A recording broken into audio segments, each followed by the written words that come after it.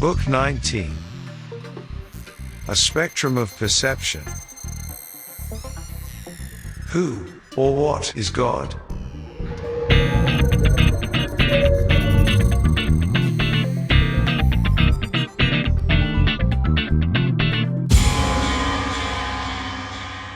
Scene 11. Whatever you say. But are your memories, and the timing of them, truly valid?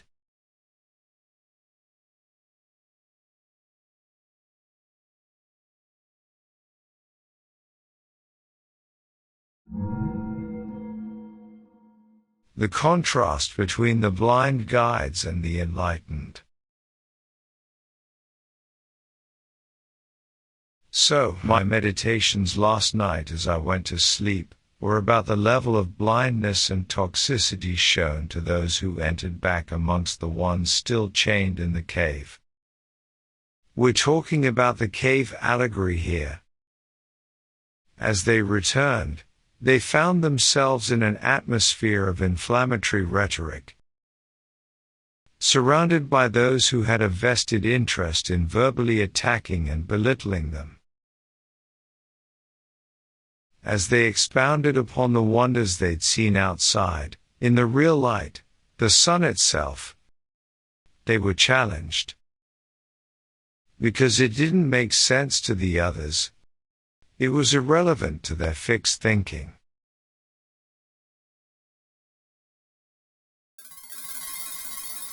They were describing things of light to those who only understood things of shadows. These ones still in chains regarded their version of reality as obviously the only relevant one. They were united in asserting that their version was the sole correct truth. They continued to refine and embellish their interpretations of those shadows that their perception was comprised of. To complicate matters, as they returned down into the den, their minds were focused on all that they had seen outside in the light. As a result, they now had trouble interpreting those flickering shadows cast up on the wall. This gave rise to ridicule from the others.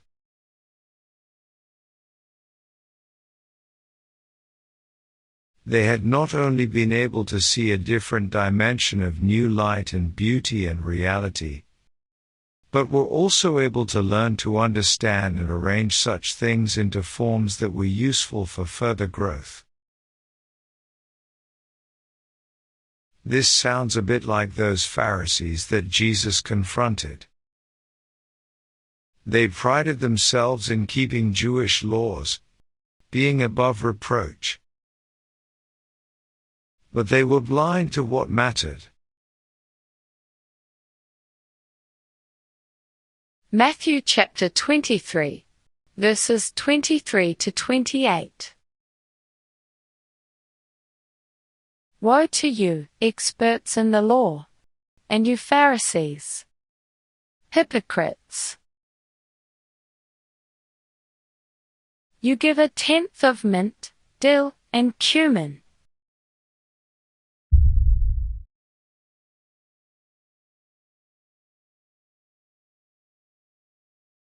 yet you neglect what is more important in the law: justice, mercy, and faithfulness. You should have done these things without neglecting the others. Blind guides! You strain out a gnat, yet swallow a camel. Their attention was on external things, instead of what God wants to do in the inner self.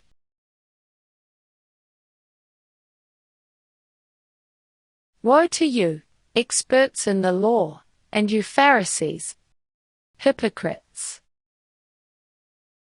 You clean the outside of the cup and the dish, but inside they are full of greed and lack of self-restraint. Blind Pharisee. First clean the inside of the cup, so that the outside may become clean too. These religious men were lying to themselves, because their superior heirs couldn't hide the inner corruption.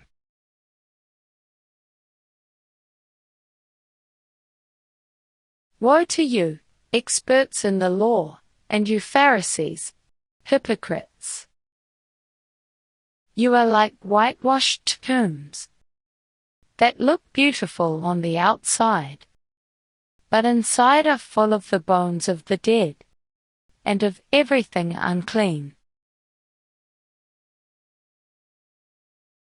In the same way, on the outside you look righteous to people, but inside you are full of hypocrisy and lawlessness.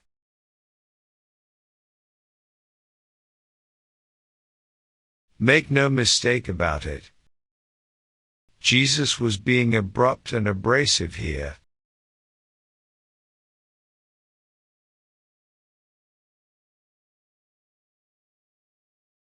Matthew chapter 15, verses 13 and 14.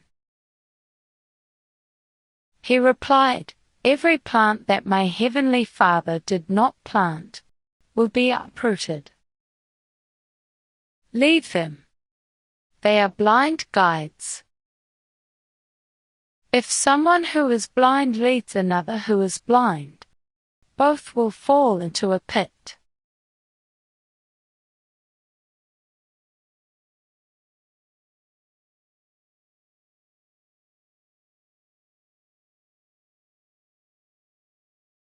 So, without wasting any effort entering into dialogue with them about their blindness, leave them. Simply walk away with the words, "Whatever you say."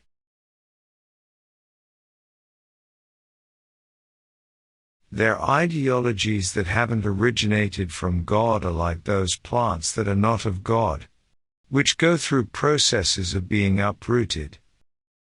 See verse 13. Perhaps in the next year or two, they might experience valuable insights mysteriously popping up in their consciousness, understandings which have originated from God's seed.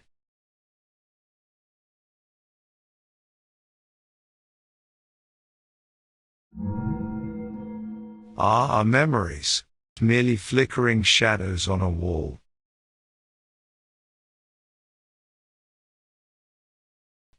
I'll insert here a little aside, as an example of the normal human propensity for insisting that our memories are unassailably correct, when they can in fact be nothing but patchy at best. Luke chapter 4, verse 18. The Spirit of the Lord is upon me, to proclaim the regaining of sight to the blind. Matthew chapter 6, verses 22 to 23. The eye is the light of the body. If then your eye is single, your whole body will be full of light. But if not, your whole body will be full of darkness. If then the light in you is darkness, how great is the darkness? Our increasing freedom in Christ involves gaining insight. But I'm wondering how much any distorted memories we may have a part of that process. As an example, I will speak here of a family which may well have some of these shadows on the wall when it comes to their thinking, much in the same way as those chained in the cavern that Plato mentioned in his allegory.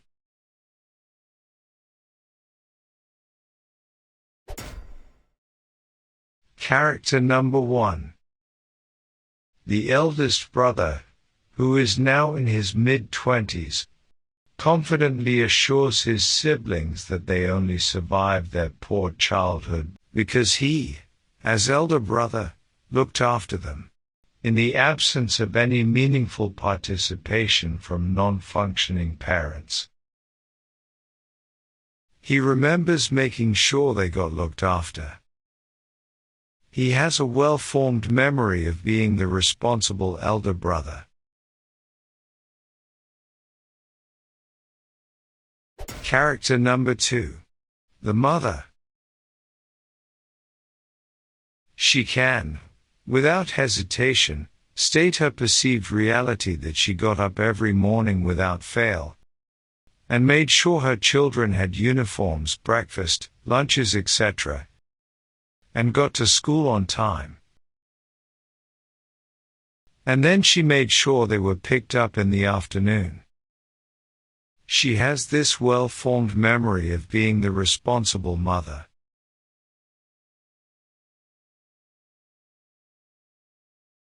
Character number 3. The father. He would regularly arrive home, first thing in the morning after a 12-hour shift at the local printing factory, and set about finding school clothes amongst all the unwashed piles on the washhouse floor. He'd wash them and put them through the dryer. He'd get breakfast and lunches, etc., and take the kids to school. His problem was that he could be a bit terse and grumpy, especially with his wife. His wife and eldest son have no memory of anything much, except his terseness, and worse. For the father, much of the nastiness that occurred during those sleep-deprived days has been buried amongst those fogged and blurred and painful memories.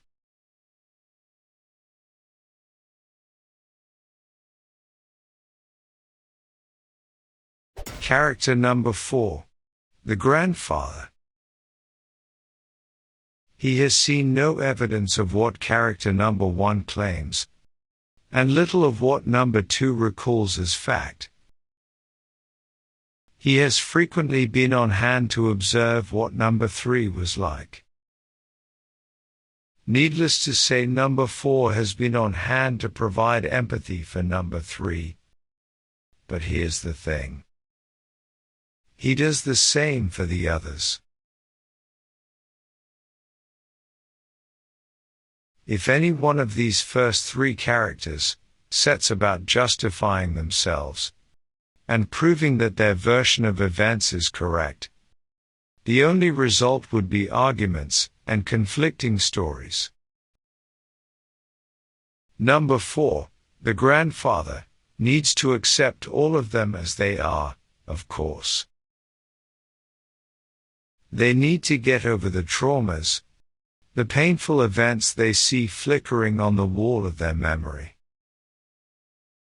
The light they now see is a new light. That's it, I think. They're all emerging out to see the real light, the real sun, and apply that to solving their problems.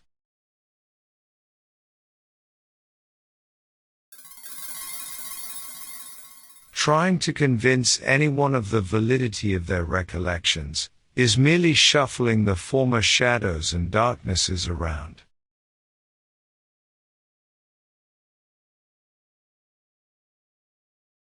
Luke chapter 4, verse 18.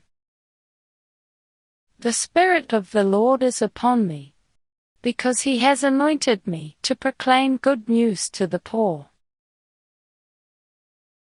He has sent me to proclaim release to the captives and the regaining of sight to the blind.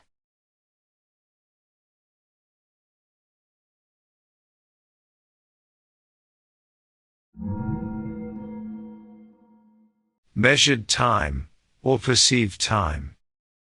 Henri Bergson. When I was introducing myself to the notions of the philosopher Henri Bergson, 1859 to 1941, and assimilating what he talked about, what popped into my mind was a simple explanation for why one person can easily end up remembering things in a very different way from someone else. What they see from their position on the spectrum they find themselves on is not the same as what someone elsewhere sees. Each person has a collection of memories that are accumulating in their consciousness, varying widely from the other person's. They then use them to build their version of events. Each widely varying version can then be used, if so desired, to perpetuate a myth about the other villain. Bergson investigated how time is not only the idea of measuring units of time in a sequence, using a device such as a clock. He experimented with how a person subjectively perceives time, and it can actually seem to slow down or speed up, depending on what they are concentrating on.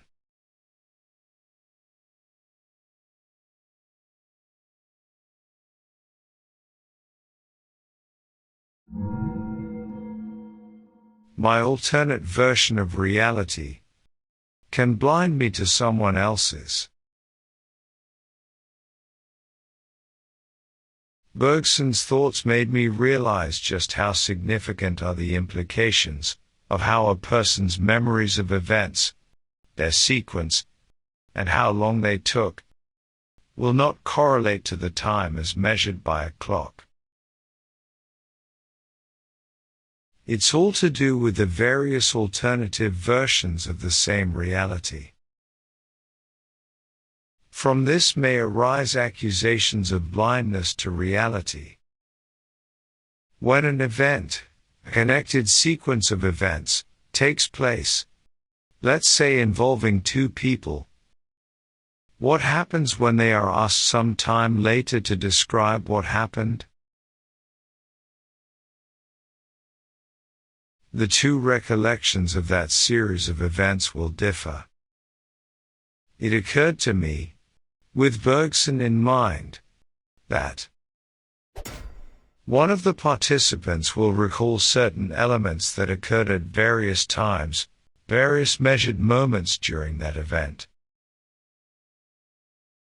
Naturally enough, they don't have the cognitive faculties to recall every moment of time in its measured sequence.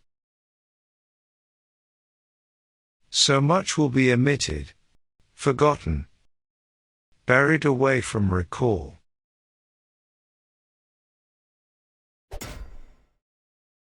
A certain amount of what the other person will recall will correspond to that same span of time, but inevitably much of theirs will be a different set of moments.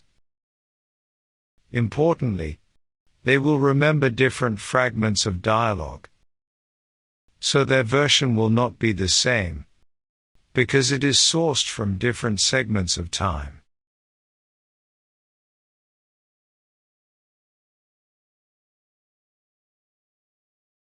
And as per Bergson, the memory replay that each one has will seem to take a different amount of time, because they are not remembering time as measured by a timing device such as a watch, but are assembling in their mind a subjective story. I've noticed that people can tend to hold rigidly onto these widely divergent stories, even when referring to snippets of photo or video footage. As others join in to discuss a historical event, so that now there are more than those first two people, the variations get even more interesting. Of necessity, each one has needed to leave out some of the detail over here, and retain some over there. This is to avoid their awareness, their consciousness, being overloaded and overwhelmed by the minutiae. The timing of the bits this person over here recalls is staggered in comparison with what that one over there does. Then as well, each person will subconsciously be judging which bits of those selective measured moments are non-essential to the narrative. Which bits to leave out, and which items do they collect and reassemble into the lasting memory?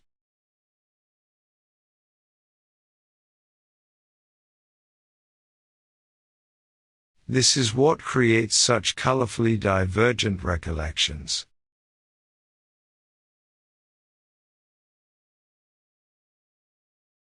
And then there's the person's emotional state at the time of the events. One observation I have made over the years is that if someone was hysterical, their later recollections will not only revert to exaggeration and hyperbole to demonize someone, but their memories will be highly selective. Much of the basic detail will be lost, or in a distorted form, because of their agitated state.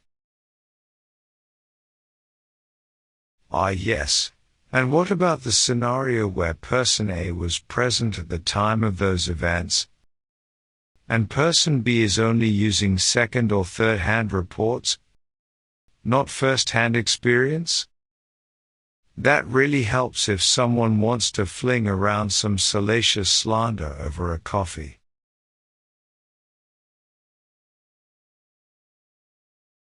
Jesus had something to say regarding these types of stories that are not properly founded on reality, and pointed out the awful origins of such gossiping. Matthew chapter 15, verses 18 to 20. The things that come out of the mouth come from the heart, and these things defile a person. For out of the heart come evil ideas, false testimony, slander. These are the things that defile a person.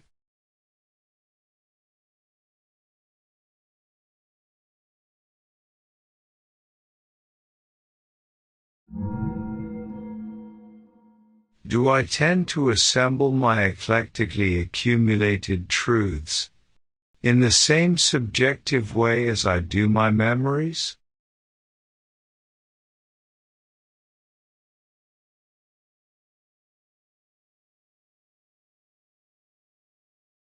What I have been considering here with Bergson and time is that we can expect our perception of what we have experienced to be on a different level, or plane or spectrum from that of other people. That's because the elements we recall are different fragments, recalled from different moments of time. That's a normal part of the biological and psychological process.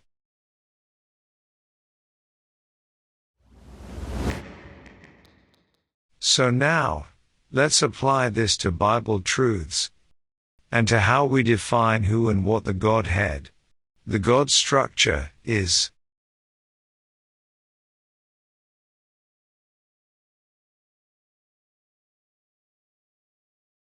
Someone who is loyally affiliated with a conservative Christian system has access to Bible study tools and commentaries, so will be able to systematically work through doctrines and theology. This can potentially give them what seems to be a solid foundation of truth, the purpose of which is so that they can weather the pressures when they're exposed to outside ideas.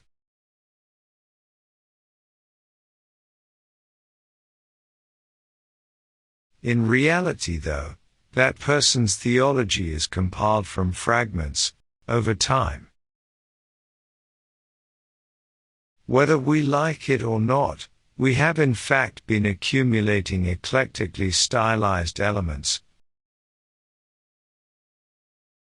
which we have assembled and come to label as truth. We have subjectively gone through a process of pick and choose to ascertain what sounds safe and right. In doing so, we have had to omit many words we have heard and read, and had to choose what to keep. It's from this that we have compiled our theological preference.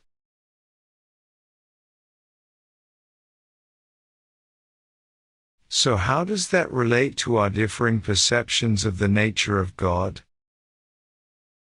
I think it's fair to say that for most people, their journey to build up that workable set of doctrines that they feel safe with is a journey that has had to fit in with a very busy life, with work and family and so on. So spending thousands of hours waiting in God's presence is neither practical nor possible. In what manner, then, does this set of doctrines typically develop? A person has to assemble together teachings that sound balanced and reasonable. Pick this one, reject that one. The resulting accumulation of what is thought of as truths ends up as an eclectic personal montage of ideas. A bit like how we might decorate our house with select items that suit our taste and remind us of our past experiences.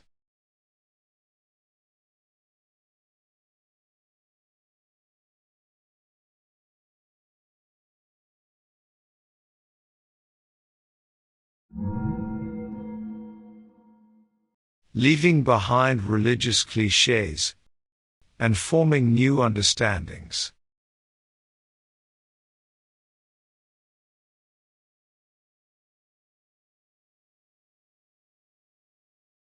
Hebrews chapter 6, verse 1. Leaving behind elementary principles, let us go on to perfection, not constructing, over and over again, those foundations we are building on.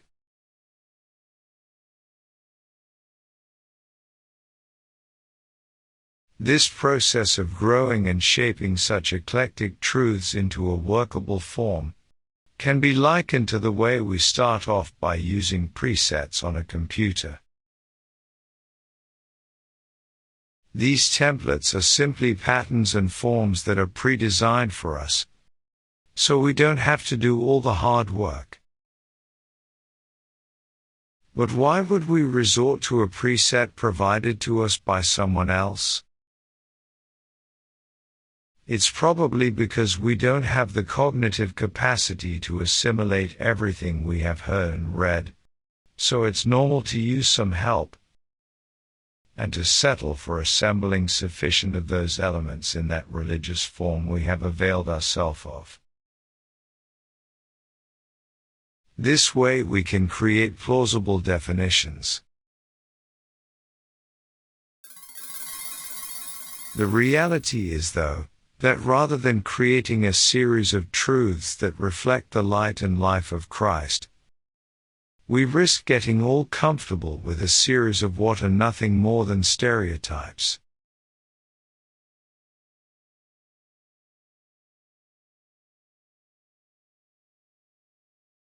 So, with those presets we have had so eloquently presented to us by preachers, we can arrange our ornaments of truth tidily, and from time to time, dust them off as we need to use them. But even that may not be a satisfying process for many. So the preferred option, then, is to choose a preacher or denomination to nestle under, and simply enjoy what is offered. Comfortably numb, I think the song goes. Of course, Plato's allegory of the cave went on to tackle the process of learning how to apply forms to what we've grown to understand.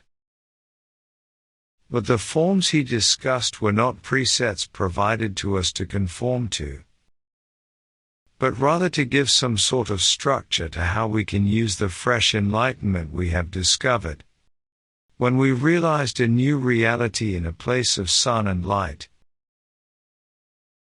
in contrast to our former unreality of flickering shadows.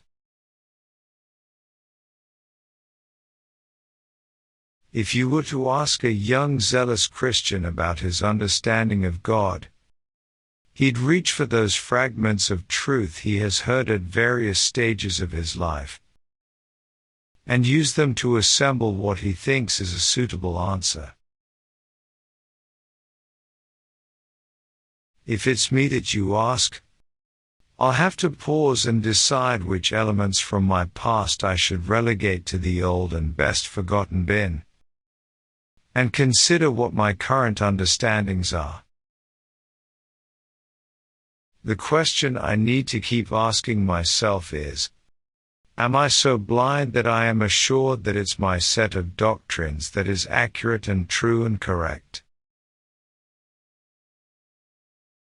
I can look back now at how my perception of God formed over my lifetime, and recall all the pains and abandonments, when I wanted God far from me. I recall the highlights and feel-good times. I recall the tedious going-nowhere religious times, and those many times I'd rather forget because of how foolish I was. This is a subjective process of remembrance, based on gathering certain memories and purging others as far from my consciousness as I can.